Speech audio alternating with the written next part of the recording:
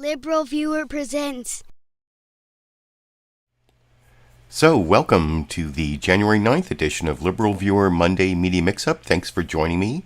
Give me a thumbs up and subscribe to my channel if you like what I'm doing. Today I'll be showing the 11 best, most newsworthy clips I picked out from the Sunday morning news analysis shows from the big five corporate outlets of ABC, NBC, CBS, CNN, and Fox News, the so-called corporate media here in the United States, for which would be a really entertaining, informative, fair use media criticism and political commentary show for you all today. You can see my topic was the big story of the last week.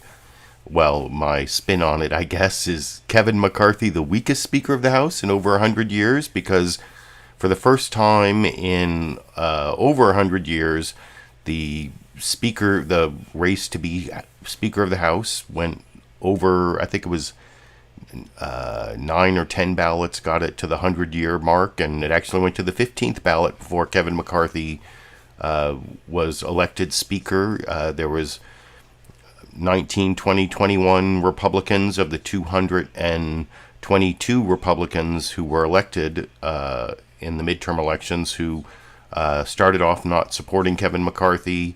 Right around the 12th ballot, there was a big cave-in, and then there were just a few holdouts like Matt Gaetz and Lauren Boebert, like the real extreme crazy part of the Republican Party. But Kevin McCarthy made some real concessions to the crazy part of the Republican Party, which you'll see covered in the news summaries I'm going to show you, and I'm going to explore that with the newsmaker clips, especially about this like secret 3-page addendum to the rules package they agreed on that actually explains all the side deals that Kevin McCarthy made that wasn't what they voted on. The rules package was actually passed about an hour ago, and I'll get into all that. I don't want to get ahead of myself, but you will be seeing Nancy Mace, a more moderate Republican, explaining why Matt Gaetz, the more extreme Republican, is a fraud, and why she doesn't trust this deal that Kevin McCarthy made.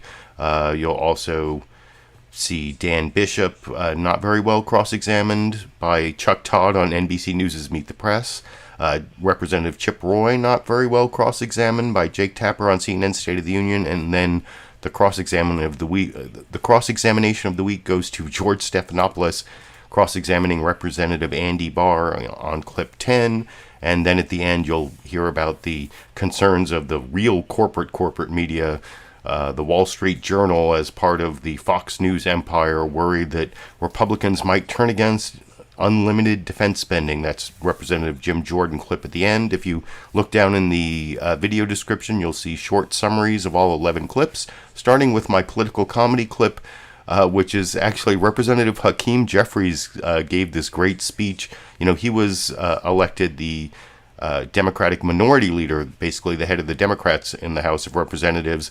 And I'm not going to show you the whole 1-hour speech or whatever, but there was this one part that I thought was, I don't know if I think it qualifies as comedy. It's very witty. It uses this gimmick of going through the alphabet, but it's really well written, and I think it sort of epitomizes what the Democrats are trying to emphasize about the craziness of the Republican Party. The principles of the Democrats versus the lack of principles of Republicans, and I will talk about that a little more after we watch that clip from early Saturday morning. I think this got replayed a lot, but a lot of people weren't awake to see it. Early Saturday morning after Hakeem Jeffries became the House Democratic Minority Leader, which I will talk about with you a little more after we watch it together over here. But I also want to make clear that we will never compromise our principles. House Democrats will always put American values over autocracy, benevolence over bigotry, the Constitution over the cult, democracy over demagogues, economic opportunity over extremism, freedom over fascism, governing over gaslighting, hopefulness over hatred, inclusion over isolation, justice over judicial overreach, knowledge over kangaroo courts, liberty over limitation, maturity over Mar-a-Lago, normalcy over negativity, opportunity over obstruction, people over politics, quality of life issues over QAnon, reason over racism, substance over slander, triumph over tyranny, understanding over ugliness, voting rights over voter suppression, working families over the well-connected, xenial over xenophobia, yes we can over you can't do it, and zealous representation over zero-sum confrontation. We will always do the right thing by the American people. So let us not grow weary of doing good. Yeah, I really enjoyed that. Oh, I've watched that a few times, and I can't quite figure out what the X is. It's xenia over xenophobia, xenial? What is the X word? I'm not sure what the X word is supposed to be there, but maybe you can let me know in the comment sections if you can figure out what the X word was there. But I otherwise thought that was really well written and witty and well qualified to be my political comedy clip for the week. And I think Representative Hakeem Jeffries I think he's going to be Speaker of the House someday, hopefully after the 2024 election, especially given some of the cracks in the Republican Party that have already appeared in the last week and are probably only going to get worse. And I'll talk about that more after we go through the news summaries and get to some of the newsmaker clips. But now I want to show you the news summaries from longest to shortest. And the longest one this week is Fox News Sunday, because I'm going to let you see the host Shannon Bream along with two reporters, Mark Meredith reporting from the border, because President Joe Biden actually visited the border yesterday after, if you're a big Fox News watcher like I am, like every single day you hear like, when will Biden visit the border? When will Biden visit the border? And of course, today I was watching Fox News and Biden visited the border, and so now it was all too little, too late, too little. He didn't go long enough. He didn't see enough. It wasn't, like they've been calling for him to visit the border for like months, if not years, and now he did it, and they're not satisfied. But you can kind of see the beginnings of that in the Mark Meredith report here, and then Lucas Tomlinson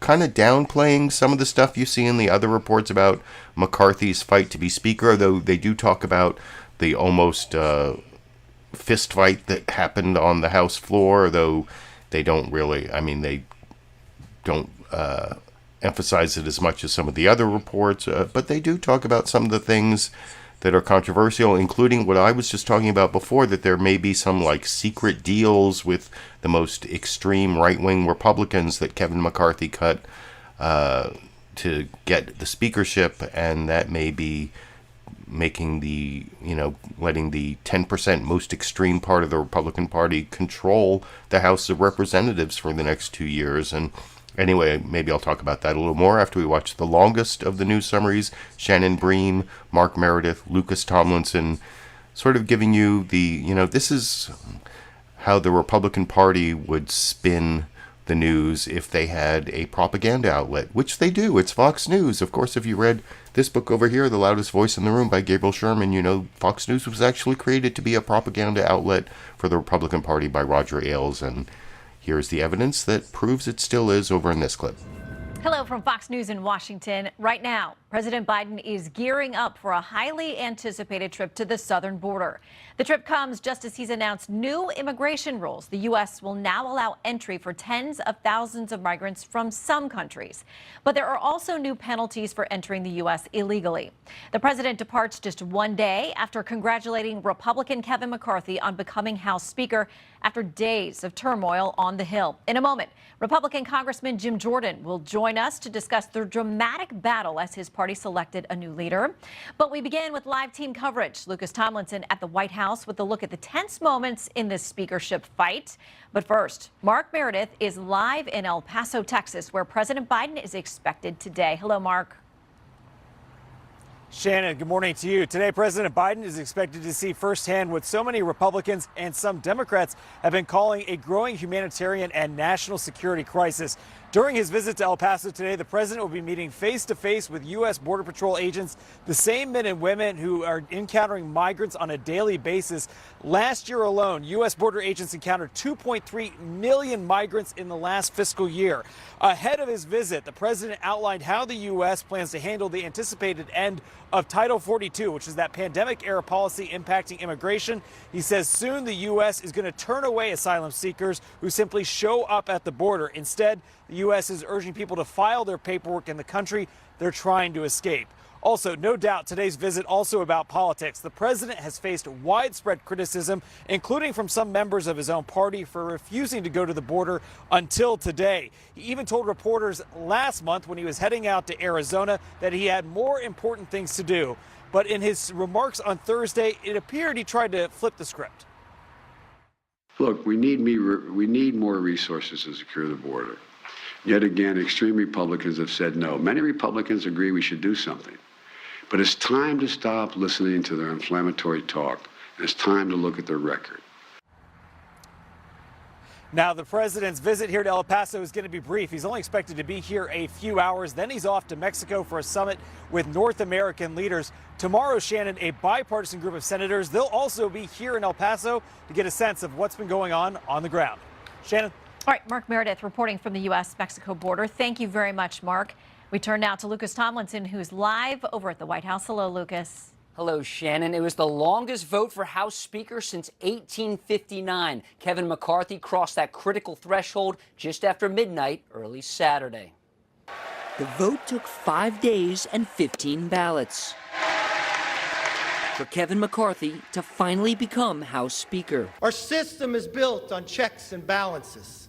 It's time for us to be a check and provide some balance to the president's policies. Tensions mounted with each failed vote. McCarthy could only afford 4 defections. The first vote Monday saw 19 jump ship.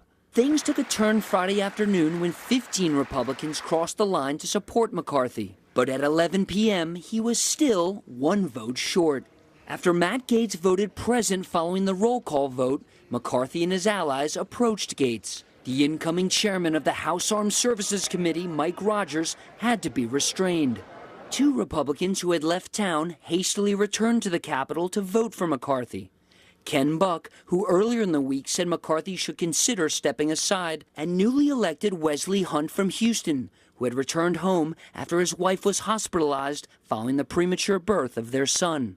Negotiations throughout the week stretched late into the night. Some see McCarthy's role as Speaker now diminished, which one leading defector says was the goal all along. The construct of these rules concessions functionally turned the speakership into a ceremonial position. The side deals negotiated between McCarthy and the holdouts have never been fully made public. In the end, Kevin McCarthy received 216 votes for Speaker, the same number Nancy Pelosi received just 2 years ago. Shannon? All right, Lucas Tomlinson reporting from the White House. Lucas, thank you very much. Joining us now from Ohio, Congressman Jim Jordan, who was the top Republican. And like I said, I will have a clip of Representative Jim Jordan as my final clip, where he responds to the corporate bias of the Fox News media empire, with the Wall Street Journal being worried that defense spending might be cut. That'll be the last clip. But I think you saw some of the bias I was talking about in both of those reports. The focus on the border. I've talked about how Fox News has this actual graphic and chyron they've been using every single day. I don't know why they don't use it on Fox News Sunday. I guess because it's supposed to be journalistic, but it's Biden's border crisis.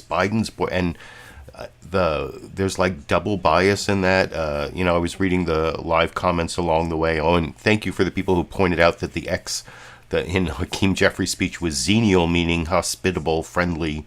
That I learned a new word. I didn't know that word, so thank you for that. I also saw that in the live comments that what was the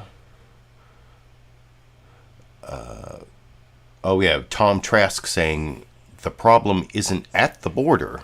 And that is the most important part about this so-called border crisis, is that it's not really a border crisis, it's a refugee crisis. That's the problem, and it's a hemispheric refugee crisis. There are several countries that people are fleeing, the Northern Triangle countries and Cuba, and there, Nicaragua, Honduras, several of the countries in Central and Venezuela, South America, that there's like a whole bunch of refugees that are coming into Mexico and Costa Rica, all have refugee problems. And, I was talking about this months ago as saying, like, when the zombie apocalypse, if all these people are like running, knocking on your door, let us in, there are zombies coming after us.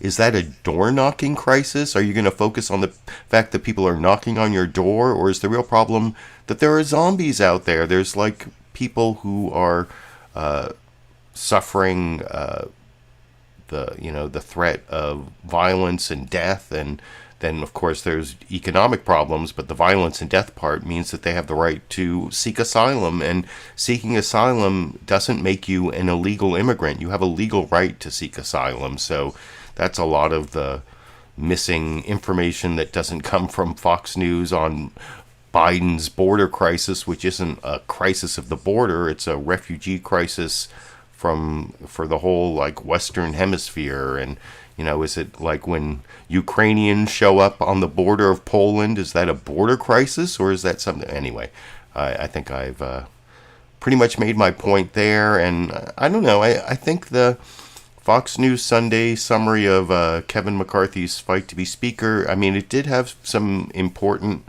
bad facts for Republicans in there, like the possible side deals. So they didn't really go into it in much.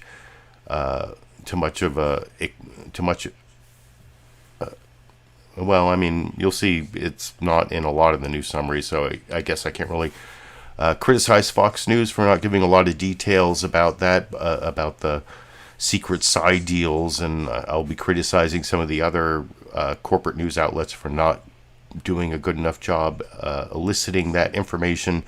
But you notice they talked about the Representative Rogers almost getting into a physical confrontation with Matt Gaetz. Well, that was over the fact that Matt Gaetz apparently got himself a powerful subcommittee position on the Armed Services Committee that Rogers is the chair of, that he should have the right to figure out who's going to be in the subcommittee. And it's like these upstart, extreme right-wing Republicans in the Freedom Caucus used this moment of leverage to extort things that they didn't really deserve based on their seniority or their relationships with other Republicans, having, worked and gained either the influence or the seniority to get those positions. And they're just using the fact that Kevin McCarthy only got a few seat majority to, like I said, it's kind of an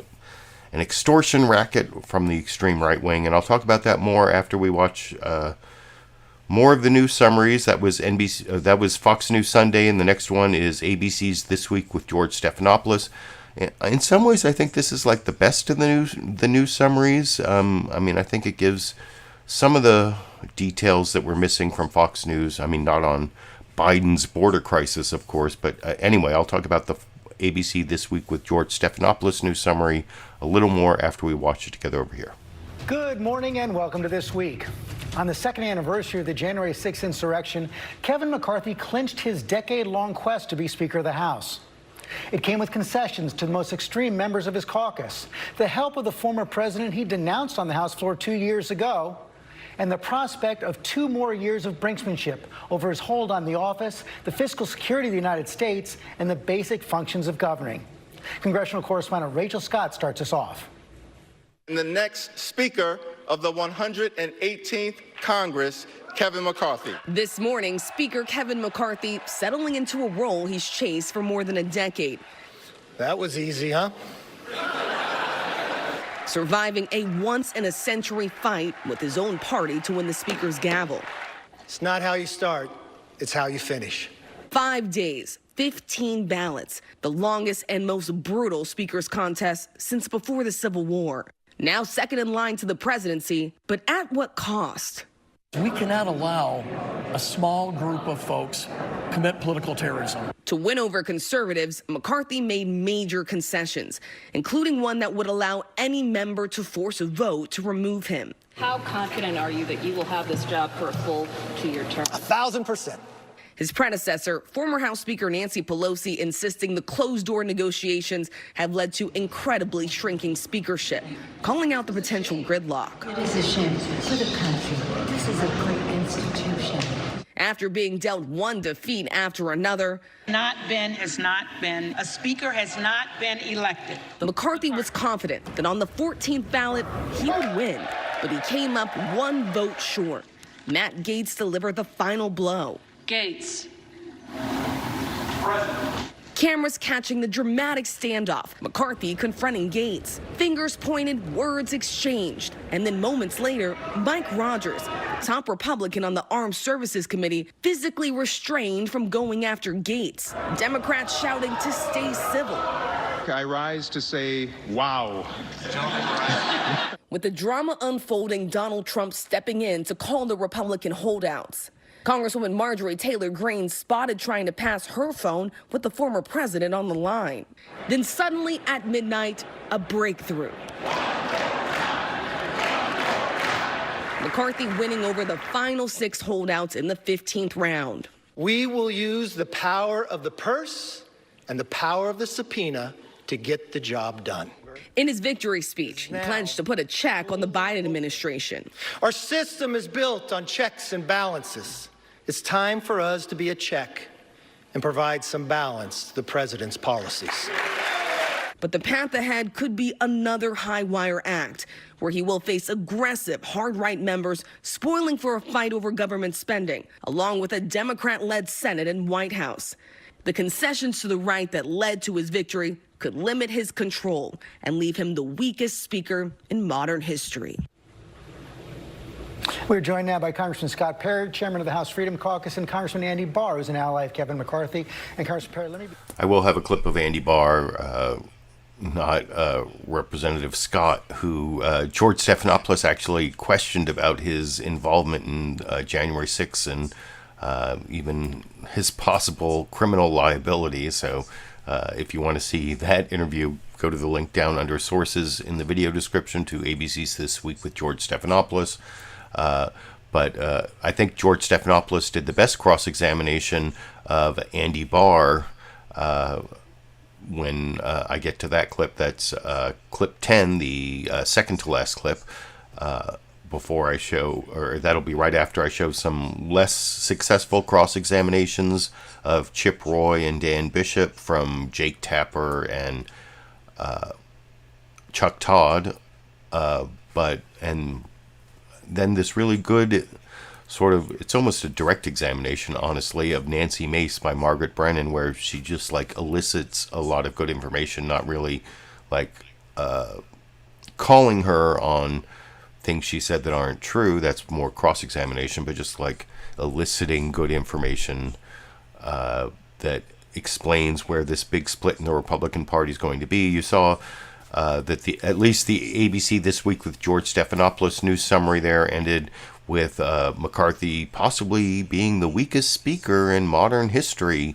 There was like one sort of allusion to that in the Fox News Sunday news summary, where they were saying, some say might weaken Kevin McCarthy's speakership or whatever. And then the Nancy Pelosi comment was also on the Fox News Sunday news summary about the incredibly shrinking speakership. So it was somewhat covered on Fox News, but not as well as on ABC.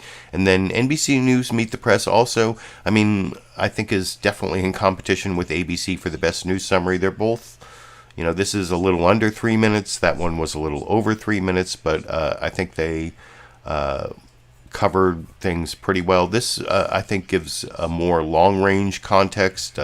Chuck Todd talks about the Republican identity crisis that goes back like through several different incidents and culminates with Kevin McCarthy's fight for the speakership. And I'll talk about that news summary a little more after we watch it together over here. Good Sunday morning. What a start to the new year. What we saw this week was a decade in the making. Since the downfall of... Oh, and the one other thing I want to say about this clip is over on the top, you're going to see all this weather information. The weather here in Sacramento has been horrible. This was really a hard live stream to produce because starting Saturday night, my power went out for about 24 hours. Cable and internet was out for even longer. I couldn't record the news shows. I had to buy YouTube TV for $65 for a month just so I could have the Sunday shows to take the clips from, and it's harder to take the clips from YouTube TV, and it's pretty stressful to be without power for 24 hours, and had to throw away everything in the refrigerator and lost hundreds of dollars worth of food. And anyway, it's been kind of a tough time in California in terms of the weather. I mean, I'm at least privileged to have a house to live in, and even without power, have some shelter from the storm. I know I've been working a lot on the problems of people experiencing homelessness in Sacramento this last year, and I know a lot of people had a lot worse than me, so I guess I can't complain in that sense, but I just wanted to point that out as a news story. If this had happened in on the East Coast, if it was a storm in New York or Washington, D.C., I'm sure it would have been the top story from the corporate news media, because they all have this bias towards East Coast news. There's been some reporting on what's going on in California, but there's these huge... my power went out New Year's Eve for 12 hours and had to throw all the stuff out in the refrigerator then too, and we had made this prime rib roast on New Year's Eve that cost $150, and we had a few portions and then the rest thrown away. So but anyway, it's been sort of a costly, painful series of high wind storms here in California, and that's the one other thing I wanted to mention that you can kind of see during this NBC News Meet the Press news summary. Along the top, they're talking about all the destruction going on in California. Didn't make it into the Sunday news shows except in that small way, but I thought I would point that out and then talk about it with you a little more after we again watch NBC News Meet the Press's news summary together over here. Good Sunday morning. What a start to the new year. What we saw this week was a decade in the making. Since the downfall of the Bush presidency, the Republican Party has had an identity crisis. From the Tea Party to the Freedom Caucus, Republicans know what they are against, but they can't seem to agree on a vision of what they're for. To be clear, this inter-party debate is the cause of the lion's share of so-called Washington dysfunction, which should have been an easy victory lap for this new House Republican majority. Instead, became a brutal 4-day game of chicken. For 14 excruciating rounds of votes, a record stretching back before the Civil War, Kevin McCarthy fell short again and again and again. You never have to ask me again if I'm a no on Kevin McCarthy. I will never vote for Kevin McCarthy. If Kevin McCarthy doesn't bow out, then he will have to live the entirety of his speakership in a straitjacket. Our message to Speaker-elect McCarthy is that that framework serves as the template by which we're going to be holding him accountable. And even on the second anniversary of the January 6th insurrection, a fight even nearly got physical on the House floor at the very end. This was supposed to be the easy part for the House Republicans. Legislating is what's hard and is going to be harder. Among McCarthy's concessions, a provision that would enable any one member to oust him from the job. So imagine going through these roll call votes at random times throughout the year because one Republican House member is upset at leadership. This was not exactly how the Republican Party wanted to showcase itself to the American public as a future governing party. Among the questions now, can these House Republicans avoid the fate of the House Republicans of '94, whose actions helped re-elect Bill Clinton in '96, or the House Republicans of 2010, whose actions helped re-elect Barack Obama 2 years later? Can the government keep the lights on? Both of those Republican houses helped orchestrate government shutdowns. Will this Republican House do the same? The first big test is going to be the debt ceiling. McCarthy has already pledged not to raise the debt limit without major cuts. It's a promise that raises the specter of government default. Will Congress even be able to fund the Defense Department, especially in the middle of Ukraine's war with Russia that is largely being funded by the United States? Will House Republican investigations be more professional or simply be personal attacks for political gain? And is this the beginning of more chaos that will define the Republican Party over the next 2 years? We are looking at a Republican Party that has a lot of leaders who have no followers and a lot of followers who aren't interested in having leaders. Even conservative media icons couldn't persuade these holdouts. Donald Trump's influence this week was minimal at best. While Trump couldn't close the deal for McCarthy and save him, he did have the power to harm him, which explains McCarthy's attempt to give him some credit. Perhaps the only good news to come from all of this for Kevin McCarthy, the bar for success for his speakership couldn't be much lower right now. Joining me now is Republican Congressman Dan Bishop of North Carolina. And I will show that first questioning of Dan Bishop from Chuck Todd as a bad cross-examination. That's, if you're looking down in the video description, that is clip number 9, the bad Dan Bishop cross-examination. I thought that news summary was pretty good compared to the ABC one. ABC, NBC are both better than Fox News, of course, and whatever. You can tell me which of the two you think is better. Somehow the next two are not in the correct order. The CBS News Face the Nation one is actually shorter than the CNN State of the Union. One's a little less than a minute. The other's more like a minute and a half, but they're both just like short summaries. Face the Nation is, I don't know, maybe the worst of the 4 actual journalistic outlets just because it's so short, and I'll talk about it a little more after we watch it together over here. Good morning and welcome to Face the Nation. It was early yesterday morning when Kevin McCarthy finally secured enough Republican votes to give him the gavel. That was easy, huh? I never thought we'd get up here. That latter sentiment was felt by many Americans after watching the proceedings drag on for days. Do you solemnly swear or affirm? Congress was finally sworn in, and they are officially on the job. But the challenges ahead are enormous, especially for McCarthy, who was forced to make concessions to a small group of holdout conservatives in order to win their support. Will he live to regret what he agreed to? We begin with one of the Republican members of Congress who was with Speaker McCarthy on all votes. That's Nancy Mace of South Carolina.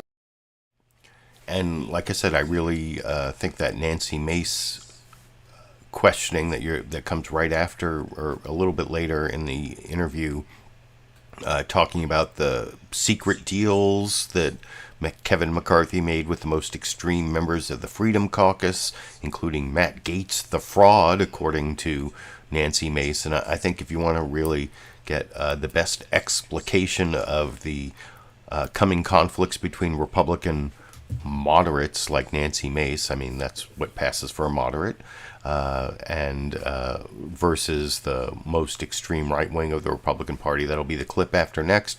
But I want to finish up the news summaries with the CNN State of the Union news summary, just a shorter version of the last 4 news summaries, or the previous 3 news summaries, and I'll talk about it a little more after we watch it together over here. Hello, I'm Jake Tapper in Washington, where the State of our Union is reeling from a wild week. This morning, after an historic struggle, Kevin McCarthy is House Speaker. He won ugly, but he won. It took 15 ballots, a divisive speaker struggle not seen since before the Civil War. Agonizing negotiations, concession after concession, to hardliner holdouts, and a near brawl between a McCarthy ally, Armed Services Committee Chairman-designate Mike Rogers, and Chief Instigator Congressman Matt Gaetz. And it's not over yet. McCarthy needs to overcome concern now among more establishment Republicans, the kind who actually want to, govern, who are worried that maybe he gave away too much in his negotiations with hardliners before the House can pass a rules package on Monday. In short, McCarthy has the title he has always wanted, but not necessarily the power that used to come with it. He eked out a win, but his mandate is less assured. McCarthy required the better part of a week to grind down the conservative opposition to his speaker bid and the way things have been done in the House for decades. One of the holdouts, Republican Congressman Chip Roy of Texas, was instrumental in delivering him the gavel. Roy negotiated a laundry list of concessions from McCarthy designed to spread power among the House rank and file, and particularly the House Freedom Caucus. And Roy's deal ultimately flipped up to 15 votes for McCarthy, paving the way for his victory Friday night. Joining me now for his first interview after the Speaker election is Texas Republican Congressman Chip Roy. First of all, congratulations. And I will have a clip of that Chip Roy interview, which I think that Jake Tapper asked the right question, but doesn't really cross-examine him well enough to figure out what's going on with the secret deal between Kevin McCarthy and the extreme right-wing Republicans. It kind of broke this morning that there was like a 3-page secret addendum to the rules package that passed about an hour ago that gives all these extra powers to the extreme right wing, that like caps spending at the 2022 levels, gives the Freedom Caucus these powerful positions on the Rules Committee, and the Rules Committee like decides what bills come to the floor, and there's sort of like a strategy on the debt ceiling negotiations in this secret 3-page addendum to the rules package. That doesn't really get uncovered by any of the newsmaker clips you're about to see. The closest one to getting that information is Margaret Brennan on CBS News' Face the Nation talking to Nancy Mace, the I was saying what passes for a moderate Republican, talking about how Matt Gaetz is a fraud, and how she is worried about the secret deals that Kevin McCarthy made with the most extreme right-wing Republicans. She said she might not vote for the rules package, although the rules package has already passed. And I think it was Tony Gonzalez was the one Republican who voted against it. But anyway, here is Nancy Mace kind of giving us the best roadmap from the Sunday shows towards the conflicts between the so-called moderate Republicans and then the extreme right-wing Freedom Caucus ones like Matt Gaetz and Lauren Boebert. And I'll talk about that a little more after we watch that clip together over here. Well, I mean, some would say it wasn't so much democracy as it was dysfunction. The Wall Street Journal editorial page was pretty scathing. It said, "Don't believe the happy talk. This was a healthy display of deliberative democracy. It was a power play. A group of backbenchers saw an opportunity to exploit the narrow GOP margin of 5 seats to put themselves in positions of power that they hadn't earned through seniority or influence with colleagues." If this rules package passes with all the concessions that Speaker McCarthy made, this will leave you beholden, won't it, to those backbenchers? Well, there are a couple of things I want to say on the rules package, the rules that will govern the way the House operates. There are some very good ideas in there, like the 72-hour rule, having 3 days to read a bill before it comes to the floor for a vote, having a path to balance the budget over the next 10 years, ensuring that there are spending offsets, especially with mandatory spending. If you're going to increase in one area, then you have to decrease in another. But I will tell you, when I ran for Congress 2 years ago, I won by 1 point, and I ran to be a new Nancy in the House. And what I saw last week was a small faction of the 20 who were acting just like the old Nancy, trying to cut backroom deals in private and secret without anyone knowing what else was going on. And when they did the rules package at the end of the day, there was only 1 point that was changed. That was on the motion to vacate. That was the only difference in the package that we're going to be voting on tomorrow that was different from the original package that was proposed. So my question really is today is what backroom deals were cut? Did they try to cut? And did they get those? Because we shouldn't be operating like Nancy Pelosi, this small faction. And they're the ones that are saying they were, quote, fighting the swamp, but then yet went and tried to act like, you know, like they actually are the swamp by trying to do these backroom deals. And we don't know what they got or didn't get. We haven't seen it. We don't have any idea what promises were made or what gentlemen's handshakes were made. We just have no idea at this point. And it does give me quite a bit of heartburn because that's not what we ran on. So, Speaker, it's quite ironic. Well, so you're saying Speaker McCarthy is not being transparent about all the deals that he brokered in order to win this job? I'm saying there's a small handful of individuals in that 20 who were trying to cut deals in secret. Didn't and they not succeed in doing let anybody else know about them.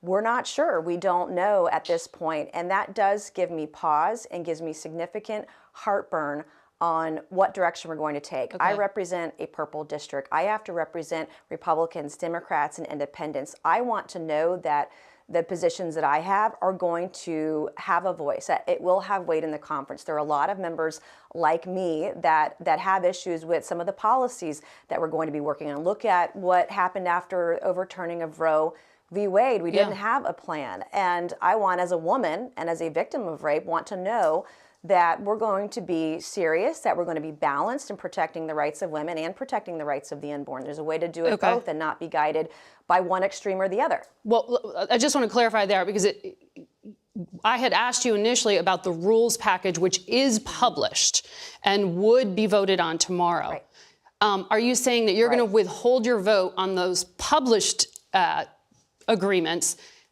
until you know what these backroom deals were? I am considering that as an option right now. I like the rules package. It is the most open, fair, and fiscally conservative package we've had in 30 years. I support it.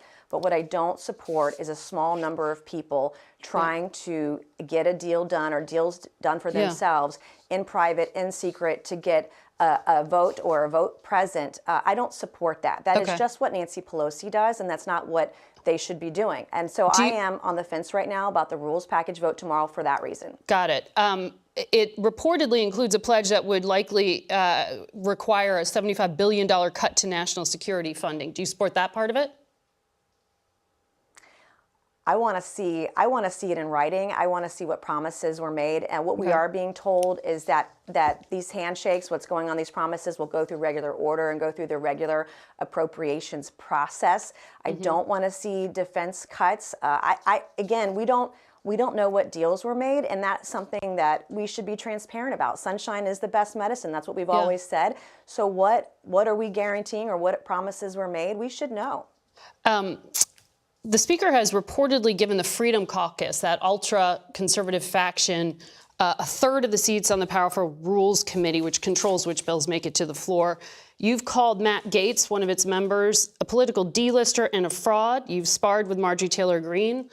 I'll show our viewers part of that and let them interpret your meaning. How are you going to work with these folks to get anything done for the American people? It's going to be very difficult. Matt Gaetz is a fraud. Every time he voted against Kevin McCarthy last week, he sent out a fundraising email. What you saw last week was a constitutional process diminished by those kinds of political actions. I don't support that kind of behavior. I am very concerned, as someone who represents a lot of centrists, a lot of independents. I have as many independents and Democrats as I have Republicans in my district. I have to represent everybody. I am concerned that common sense legislation will not get through to get a vote on the floor. And for example, we have 12 bills that we're supposedly going to be voting on in our first week in office. 3 of them are abortion bills and pro-life bills. I am pro-life, but I have many exceptions. But they are not pieces of legislation that can pass the Senate and get onto the desk for the president to sign into law. And so if we're going to be serious about protecting life, for example, maybe we should look at more centrist views like ensuring every woman has access to birth control. Because if you can reduce pregnancies, you can reduce the need or want for women to have abortions. For example, a very common sense, pragmatic point of view. But that's not what we're going to be voting on this week. And I am concerned. I want to see pragmatics at work, common sense, fiscal conservative issues at work that represent all views. I don't know, is that what makes Representative Nancy Mace a so-called moderate Republican, that she's actually pro-birth control? Because there are Republicans who are like anti-birth control. Is that like where the line is between like moderate and ultra-conservative Republicans? You saw at the beginning of that clip, Margaret Brennan was talking about the Wall Street Journal saying that these deals had been made with people who had gained access to committee positions that they hadn't earned through seniority or through becoming influential by making relationships. That's how people usually advance in Congress. But no, this was like a shakedown, and Nancy Mace kind of confirmed it. She said she wanted to see what the secret deals were, although as I mentioned, apparently there's this like 3-page secret addendum to the rules package that nobody's seen that gives all these extremist right-wing Republicans extra powers, and that didn't get revealed in that last clip, although Margaret Brennan did talk about like the extra positions on the Rules Committee that controls what bills make it to the floor in the House of Representatives. That's apparently one of the ways that the Freedom Caucus negotiated in the secret deal to get extra powers. One thing Nancy Mace said that sunshine is the best medicine. That's not a thing. Sunshine is the best disinfectant. That's what they say to like get rid of the infection that comes with secrecy. Sunshine is the best disinfectant for corruption. And hopefully, I saw there was like a Punch Bowl News story this morning about this secret 3-page addendum to the rules package that gave the ultra right-wing Freedom Caucus members extra powers. Hopefully, those 3 pages in total will be revealed, because sunshine is the best disinfectant, not medicine. But anyway, that's Nancy Mace, I think, giving a good preview of the way so-called moderate Republicans like her will come in conflict with frauds, as she said, like Matt Gaetz, who is, well, I mean, what can be said about Matt Gaetz? But anyway, I want to show one of the key Republicans involved in negotiating these deals. This is Representative Chip Roy, who negotiated with Kevin McCarthy, and then right around the 12th round of voting for Speaker, Kevin McCarthy gained like, 10, 12, 13, 14, somewhere between like 10 and 14 votes around the 12th ballot. And that was because he negotiated this deal with Chip Roy. It wasn't enough to get him over the line, but it was a big step forward for Kevin McCarthy. And you can see in his answer to Jake Tapper's questioning, Chip Roy kind of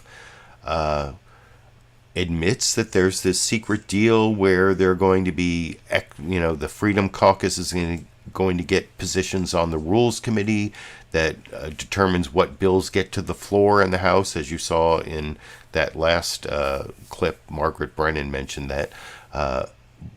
But Jake Tapper actually doesn't really follow up on that. He asked for transparency and, what was the full deal. And Chip Roy gives him like a little bit of a teaser, and he doesn't really follow up on it.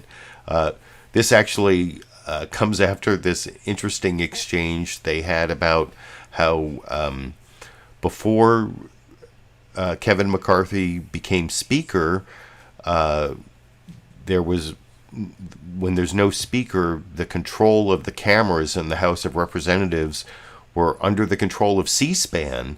Usually the party in control of the House controls the C-SPAN cameras, and it's always like focused on who is speaking. They don't show like the empty chambers or what you saw over several days of the fight. C-SPAN was showing you stuff like Mike Rogers almost attacking Matt Gaetz and all that stuff. But anyway, now that the Republicans have gained the speakership, they can tell C-SPAN what they have to do with their cameras. Chip Roy and Jake Tapper talked about that, and Chip Roy seemed like open to the idea of C-SPAN continuing to control the cameras, but then when he was pushed on it, he said, well, I got to check into all that. And I get the idea. Republicans are going to control the cameras just like the C-SPAN cameras have always been controlled. Transparency is never really a priority for people once they take control, as the Republicans have. And that's also true of Chip Roy's answer about the secret deals that Jake Tapper doesn't really follow up on, as I will talk about with you a little more after we watch that clip together over here. So I'm all in favor of transparency. I'm a journalist. I want everything out. So I hope you'll look into the C-SPAN thing because I think that really does show the American people. I don't think it's a bad thing to show Democrats and Republicans, tough negotiations, et cetera. In the name of transparency, will you or the Speaker put out a list of the concessions of these changes? Because they're not all, as you know, they're not all reflected in the rules that are going to come up for a vote this week. Sure. I mean, and again, part of this is all sensitive, right, as you're kind of going through it and kind of holding everybody together. We got to get through the rules on Monday. And we're going through the steering process of getting folks on committees. But for example, when we say we want it, and Jake, we put out a list in December 8th, saying, hey, here's what we think we need to transform this place. Here's what we need to see in any speaker. And so we've been out and open about that. But I want to make clear, this isn't about Chip Roy wants a spot on a committee. I haven't been promised anything, literally. I've got nothing out of this deal for me personally. Does that mean I might end up on Rules Committee? Maybe, if that's what my colleagues want. We still have to go through that process. But what we have extracted are promises from the Speaker to make sure that we have ideological diversity and representation among these committees. Appropriations, there are 2 Freedom Caucus members out of 33 that are likely to be in the majority. So think about that. Mm-hmm. HFC is 20% of the body, yet 2 of 33 appropriators. The Rules Committee, it's always a struggle to get anybody on there who's going to push back in the Rules Committee about, wait, why are we jamming a bill through that nobody's read? Right. So let's get representation on these committees. And it's not about petty personal desires. I don't want to be on the Rules Committee. I don't want to leave my family on Sunday night and miss my kids to come up here. But I might do it if that's what my colleagues decide. So let me ask you a question about whether or not the, whatever you want to call it, the chaos, the back and forth, whether or not this is going to mark what the Congress is going to look like going forward over the next 2 years. So yeah, you can see there that Jake Tapper's follow-up wasn't about like this secret agreement that gave a few, I think it's 3 positions on the Rules Committee to Freedom Caucus members. I mean, you saw there Chip Roy was even saying, I might be one of those 3 people. You know, there was no deal that specifically mentioned who the 3 people would be, but why didn't Jake Tapper follow up and say, well, but was there like a secret deal that 3 people from the Freedom Caucus are going to be on the Rules Committee to decide what bills make it to the floor? And I mean, Jake Tapper got a little bit of information there, but didn't really notice the most important part, I think. So, I mean, Jake Tapper has been, like, I think the most frequent winner of the cross-examination of the week, and I think he kind of missed out on that one.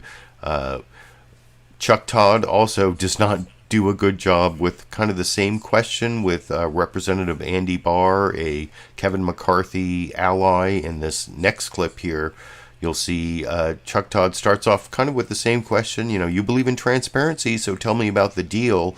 And Andy Barr says, well, the deal is just what we know about. And he ends with this, there's this weird, like, church-style committee to investigate the investigators, the weaponization of the federal government against U.S. citizens, which is really a way for Republicans to try to investigate the people investigating, like Donald Trump and the January 6 co-conspirators, like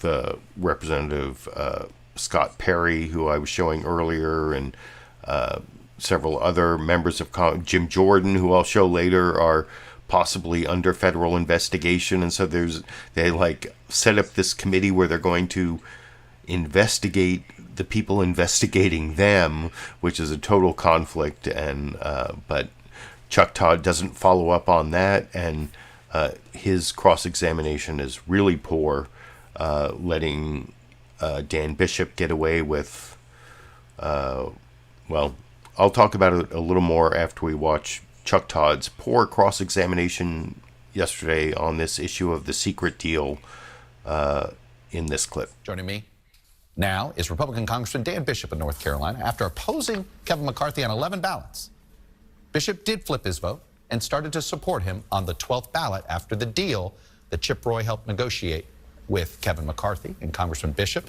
is here now. Welcome to Meet the Press, sir. Thank you, Chuck. Thank you, Chuck. Glad to be with you. Let me start this. You were a holdout for quite a long time, and in fact, you said, we're going to hold Kevin McCarthy accountable to his promises after you decided to support him. What are those promises in the spirit of transparency? You guys wanted to do this in public, so tell me the deal in public that you agreed to. Well, there's no hesitancy about that. The terms are out, Chuck.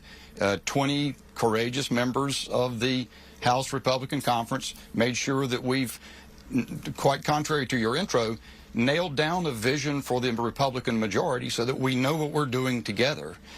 We have restored genuine parliamentary participation to the body rather than have it run in a Pelosi-style backroom deal making. We've agreed to specific and achievable fiscal commitments to prevent the Democrats from winning every negotiation. And there's several other details, but the big one, or a big one for me, and that I worked on personally, we have nailed down in complete detail the terms of a select committee to investigate the weaponization of the federal government against Americans and to make sure that it is sufficiently vested with authority to get the job done.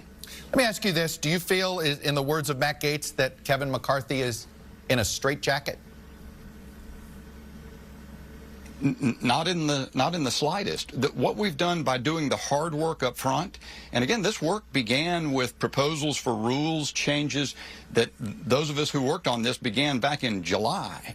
And it took a long time before the dialogue could begin, but members throughout the conference have celebrated those proposals in the main. Now, you mentioned one, the motion to vacate the chair. You suggest that we demanded something new. No, that's been in the rules. That's been in parliamentary law in the United States since the country began until Pelosi eliminated it at the beginning of the last Congress. We simply undid the trammeling upon tradition in the House that Nancy Pelosi had engaged in.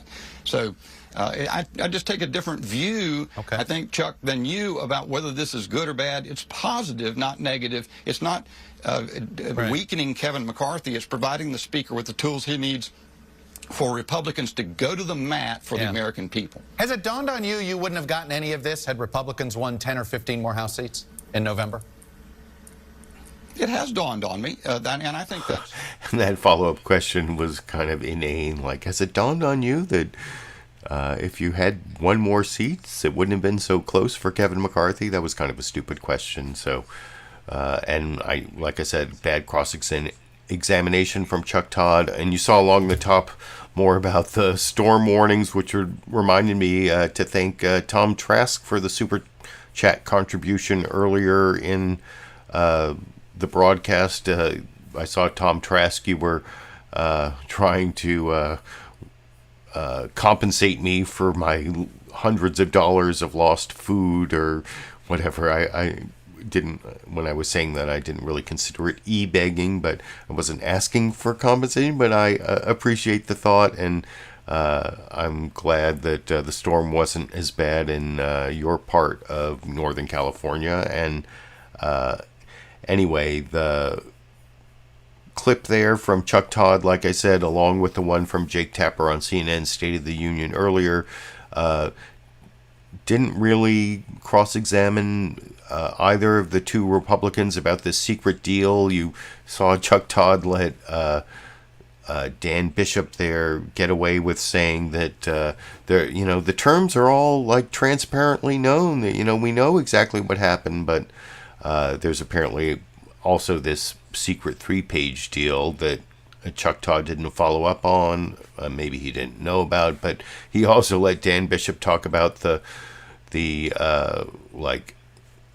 special subcommittee, church-style committee on the weaponization of the federal government against U.S. citizens that is actually supposed to be looking into anything that the Department of Justice has done to investigate Trump and Republicans for the January 6th insurrection and all of that. And I mean, that is just a disaster waiting to happen. I'm waiting to hear more about that, that special subcommittee, because that is going to be like probably the most crazy of all the Republican craziness we're going to be experiencing for the next couple years. But in contrast to the last two cross-examinations, this next cross-examination by George Stephanopoulos, I mean, I know people like really hate Chuck Todd on NBC News' Meet the Press, and one of the things I've criticized him on is that he can't do the kind of cross-examination that was actually one of my best skills when I was a public defender, a criminal defense attorney many years ago, that your ability to like listen to what the person is saying and find something in it that is contradicted by something else and then nail them on what they said that contradicts something else they believe in or said or whatever. Well, George Stephanopoulos really nails Representative Andy Barr on, because some of these reforms, whatever, that the Freedom Caucus got from Kevin McCarthy, they actually sound good to people who believe in like accountability and transparency from the government, like more time for members of the House to read bills before they vote on them, more ability to add amendments on the floor so that every representative can participate. But you'll see here Representative Andy Barr gets kind of caught up in the contradictions of some of these reforms. One I hadn't even thought of till George Stephanopoulos pointed out, but of course George Stephanopoulos is such a great expert on this whole area of political science. And anyway, so like I said, I think this is the cross-examination of the week from George Stephanopoulos on Representative Andy Barr on how the Republican reform efforts kind of contradict each other, which I'll talk about with you a little more after we watch that clip together over here. Compromise to be an effective majority. Did you really resolve them now? Any single member can bring a motion to vacate the Speaker's office. You have the Freedom Caucus being given basically a third of the positions on the Rules Committee, which will undermine Speaker McCarthy's authority. Aren't you simply setting up a situation where on every major spending bill, anything having to do with the debt limit, anything having to do with keeping the government open, you're going to be back in the same situation again? Well, let's be clear, George. Remember, this motion to vacate was only altered by Speaker Pelosi. We're just going back to the pre-Pelosi rule that was in place since 1910. I don't think that's an issue at all in terms of creating chaos. I think it's what the House has had every term before Pelosi came into power. The other thing about diversity of opinion on committees, I actually think this is going to strengthen us and not weaken us as a conference. It's going to bring us together. If there are issues, if there's difference of opinion, you want those differences of opinion to be aired in committee on the front end, because you don't want those difficulties when the bill comes out of committee on the House floor. Let's have the opportunity to have an open amendment process in committee so that you forge that consensus at the beginning of the legislative process so that the bills that are brought to the House floor actually have a meaningful chance of passing. Again, this is why I think going through the difficulties of last week will serve this majority well. It will make us a more effective majority. But didn't the agreement also include an open amendment process on the floor, which sort of undermines that entire premise, doesn't it? Well, I think, look, as you pointed out, I'm a strong supporter of Kevin McCarthy. Patience, his willingness to be open-minded and listen to all members, his good humor, the fact that he was humble in his leadership style, his perseverance, all of those qualities were on full display for the American people. It's precisely why he does need to be Speaker in this majority. But what I would say is those of us who were with him from the start and those like Scott who came on board with some of the changes and reforms later on, I think we all agree that we need a better process. And I think we ended up a stronger majority as a result of some of the reforms that were put into place. And I think we all are committed to being unified going forward. Congressman Barr, thanks for your time this morning.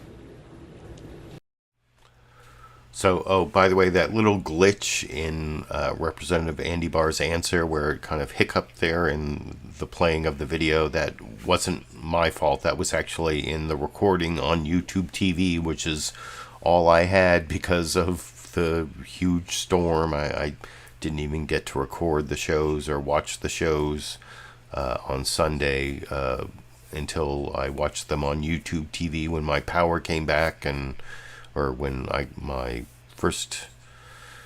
cell coverage came back, so I could watch it on my phone and whatever. I didn't want to go into my long ordeal without power and cable and internet, but anyway, I just wanted to explain that was my only copy of ABC's This Week with George Stephanopoulos came from YouTube TV, and there was a little glitch there in his answer, but I think we can all agree George Stephanopoulos did the best job of pointing out a contradiction in cross-examination, because they're saying it's like great that we have all these like diversity of opinion, meaning like extreme right-wing Republicans on committees, so that we can work out our differences in the committee to make it more likely bills will pass when they get to the floor. But then one of their other reforms is to let any member who wants to like add amendments. Well, this is on appropriations at least. So like unlimited member amendments on the floor. So that kind of contradicts the idea of like getting things worked out in committee. So kudos to George Stephanopoulos for pointing out that contradiction in supposed Republican reforms to the rules. And the final newsmaker clip I want to show you, I promised earlier, this is Representative Jim Jordan getting like softball interviews, sort of, from Fox News Sunday partisan hack host Shannon Bream. I always have to call her a partisan hack because she blocked me on Twitter years ago for, I don't even know why. I had like no interactions with her on Twitter, but I blocked from watching Shannon Bream's feed and Sean Hannity's feed. I don't know why people on Fox News blocked me, just because I pointed out in over 200 videos that they had a right-wing Republican partisan bias in most of their news coverage. Maybe that's why. Well, I guess I earned that. But here's Shannon Bream, the partisan hack, also showing a bias that you see not just on Fox News, which has the partisan Republican bias, but this is like a corporate bias across all of the news media, where they have like a bias towards corporatism, which also means like the military-industrial complex, and most of the news programs are pro-defense spending. If you like watch the commercials during this, which I try to skip through, but they're often sponsored. Their sponsors are like big defense contractors, so of course they have a bias towards defense spending. And one of the big biases I saw in the last couple years is, when the Democrats had the like the Build Back Better bill, they were talking about like the cost of the bill over 10 years. They were talking trillions of dollars over 10 years. It was like, is it going to be 5 trillion, 2 trillion, 6 trillion? But they were always talking about the cost over 10 years. Well, the defense budget this year, it was like over $800 billion. And no one really talked about it, and they certainly didn't talk about it over 10 years, because the defense budget over 10 years, an $800 billion defense budget, well, you just move that over to the $8 trillion mark. That, our defense budget would be like $8 trillion if any of the corporate media would discuss it's over 10 years like they did Build Back Better and some of the other bills that I talked about in my live streams months ago. But anyway, here is a way that Fox News is representing that corporate news bias, not the Fox News Republican bias, where the Wall Street Journal, as like a representative of these like huge defense contractor interests, is saying, should we be scared that maybe the Republicans might cut defense spending a little bit? And I mean, I hate to agree with Jim Jordan, but Jim Jordan is even saying, maybe that wouldn't be so bad. And that, I mean, that's a weird way that the extreme right and the extreme left might find some common ground, where like maybe we shouldn't be spending so much money on, these huge weapon systems that are not even working. But anyway, here's the final newsmaker clip. Jim Jordan responding to Shannon Bream, asking, is there any possibility that the secret deal, what she doesn't say it's a secret deal, but part of the secret deal that the Freedom Caucus made with Kevin McCarthy is to keep spending at like 2022 levels. And if you're going to keep spending at 2022 levels, well, you got to cut a lot of spending, maybe even defense spending. And that's the subject of the final newsmaker clip I'll talk about with you after we watch it together over here. The American people. So part of the concern over the rules package is that conservatives push for a lot of things that are aimed at reining in government spending, capping spending, and part of that goes to potentially defense spending. So the Wall Street Journal editorial board says this: the price for Speaker McCarthy, it says, the pressure for defense cuts will be great. That's a terrible signal to send adversaries who are increasingly belligerent. But is that now the message that the Speaker, the GOP, is sending, that defense spending at a time you mentioned our military is struggling could potentially be on the chopping block because of this deal that was made? Well, Shannon, we got a $32 trillion debt. Everything has to be on the table. We're on pace to spend $500–600 billion in debt payments, and just to deal with interest payments on servicing that debt. Everything has to be on the table. And frankly, maybe if we would focus our military spending on the soldiers and not having so many the ratio of general officers to enlisted individuals now is so out of whack from where it used to be in our military. Maybe if we'd focus on that, helping the troops who do so much of the work out there for our great country, and maybe focus on getting rid of all the woke policies in our military, we'd have the money we need to make sure our troops get the pay raise they deserve. We have the weapon systems and the training that needs to be done so we're ready to deal with our adversaries around the planet. That's what we want to focus on. So, but you got numbers like that, a $30-some trillion debt and interest payments to service that debt where they're headed this year. You had better look at everything. And frankly, we better look at the money we send to Ukraine as well and say, how can we best spend the money to protect America? I think that's what the people elected us to do. That's what we're going to do. Okay, I want to talk to you about the president's visit to the border. He is expected there today. Not the border, not the border. I didn't show that part of the clip, but like I said, I kind of almost agree with Jim Jordan. I guess I'm like a left-wing liberal, and I think defense spending is overblown, but I saw a lot of coverage on MSNBC.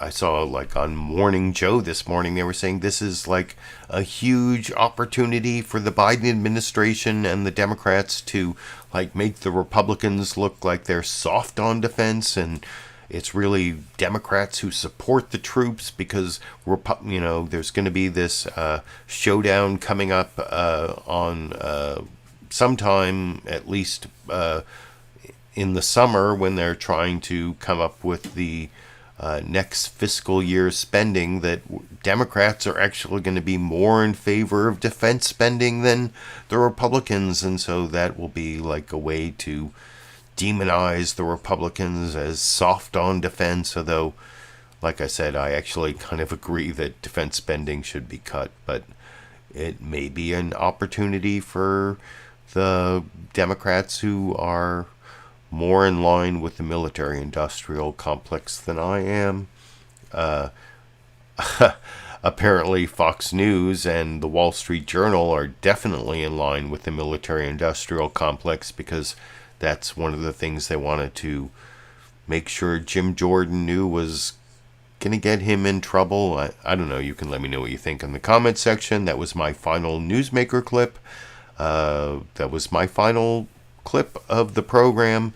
I appreciate all of you who joined me for the live show. Of course, I appreciate all of you who leave comments on my recorded version of the show. I try to respond to the recorded show version comments as much as I can, especially the people who disagree with me. A lot of live comments go by and I don't have time to respond to them, so I apologize for that. But anyway, that's the end of my live stream for this week. I will be back next Monday, assuming I'm not inundated by rain and wind and unable. I wasn't even sure if I would have internet. It just came back online like 4 hours ago, and I wasn't even sure if I'd be able to do the live stream this week, but apparently I can. And next week it'll be Martin Luther King Day. Hopefully that will go okay. And anyway, until next Monday, or until I have some other reason to upload a video, I appreciate all of you for joining me. Thank you. And until I have some other reason to see you all, I guess I will just be seeing you all around the internet.